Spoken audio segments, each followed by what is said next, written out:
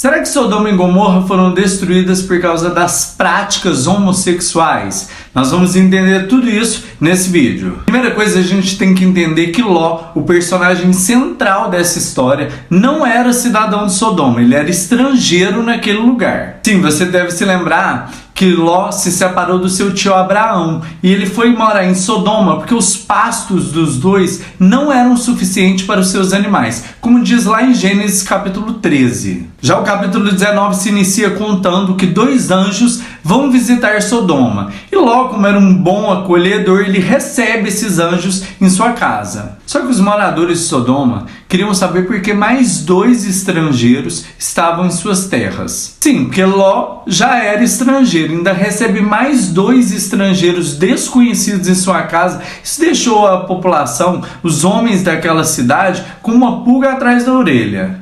Isso parecia muito suspeito para a população de Sodoma e eu vou te explicar o porquê.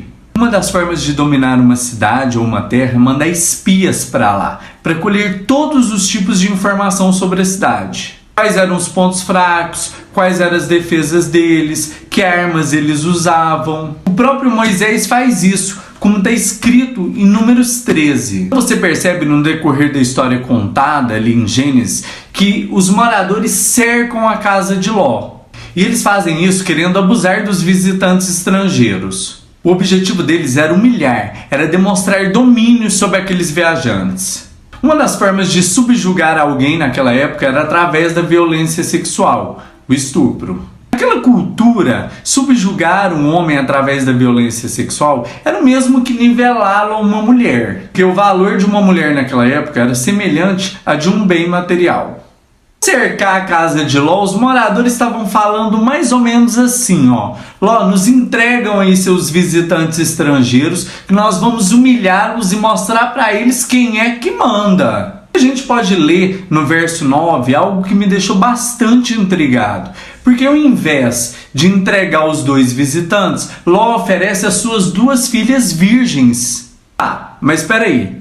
Sodoma e Gomorra não foi destruída por causa das práticas homossexuais? Então Ló, que não era um cidadão de Sodoma, sabia que ele vivia ali num monte de homens que faziam práticas homossexuais. Por que Ló vai oferecer suas duas filhas para um bando de gay? Isso não faz nenhum sentido. Na verdade, Ló sabia que os homens ali não eram homossexuais, não viviam práticas homossexuais. Eles queriam humilhar e estuprar aqueles dois visitantes. Por isso que ele oferece as suas duas filhas no lugar dos homens. Aqui em Ezequiel 16:49, resume bem como Sodoma vivia. Vamos ler? Soberba, fartura de pães, viviam no conforto sem fazer nada, porém nunca fortaleceu a mão do pobre e do necessitado.